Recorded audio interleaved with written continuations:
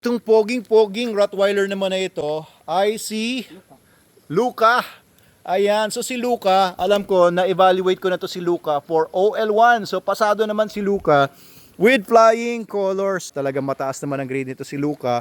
So pumasa na siya ng OL1 namin at ano sabi ng owner? OL2.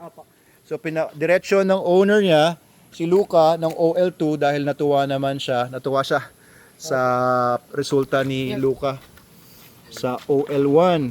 So OL2 is Certified Obedience Dog. Yung OL1 kasi natin is Certified Foundation Dog, 15 days lang yon. Pero OL2 is 30 days para mas pulido na po yung training ng aso ninyo sa obedience. Ayan, mas matutuwa na ngayon yung owner nitong si Luca kasi yung OL2 talagang ang ganda na ng response ng aso sa training. OL1 kasi foundation pa lang yun. Okay naman yun, no? It's very good. Yung 15 days, sulit na sulit po yun. Pero syempre, pag diniretso sa OL2, mas nakakatuwa na yung aso kasi sobrang pulido. Ayan, tingnan natin. Oh, down, mabilis na yung down niya. Stay niya, okay na. Alam ko to si Luca nung yung in-evaluate ko nung first niya, yung OL1. Medyo nagka-problema tayo dun sa stay, no?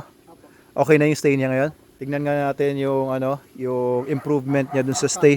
I think 1 week na yung nadagdag sa kanya, no? More than 1 week. Okay, tingnan natin yung stay ni Luca.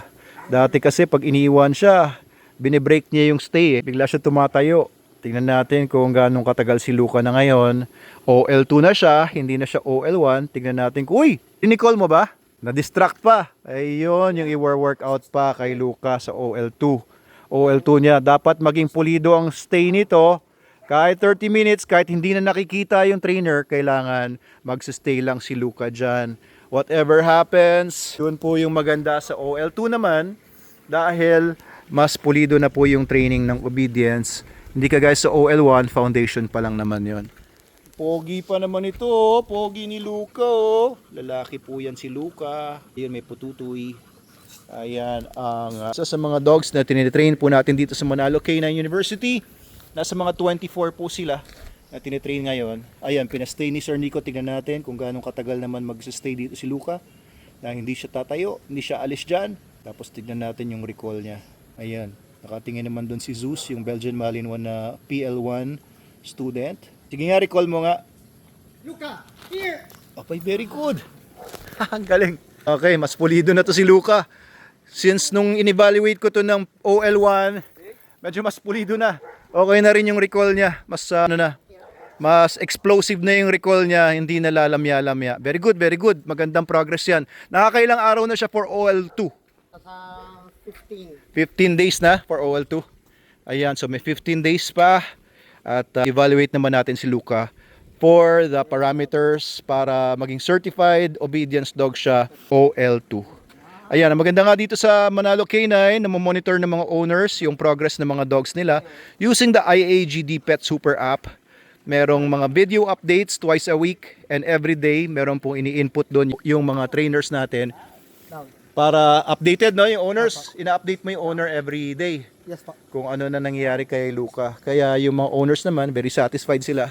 Okay naman, masaya naman yung owner pag nakikita niya yung progress ni Luca. Luca. Ayan, tapos twice a week may video updates pa para kita talaga nila kung ano ang ginagawa na ng doggy nila. Ayan, very good. Ang pogi ng aso, meron pang edukasyon, di ba? Marami kasing pogi nga ng aso, hindi naman trained. Parang sayang yung kapugian. Parang tao lang din.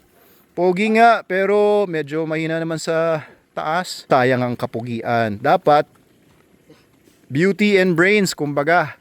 Dapat maganda na yung aso mo, matalino pa. May training pa.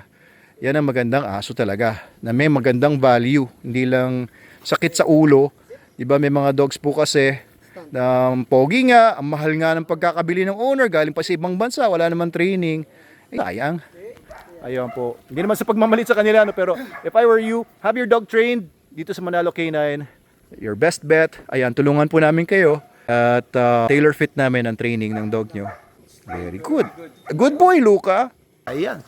Good job, guys. Oh, mga trainers natin, mauusay po yan. Senior trainers natin si Nico and si Sir Bogs. Sir Faisal, nanganak lang yung misis niya, kailangan lang yung magstay sa bahay ngayon. Mamaya pupunta si Sir Faisal daw.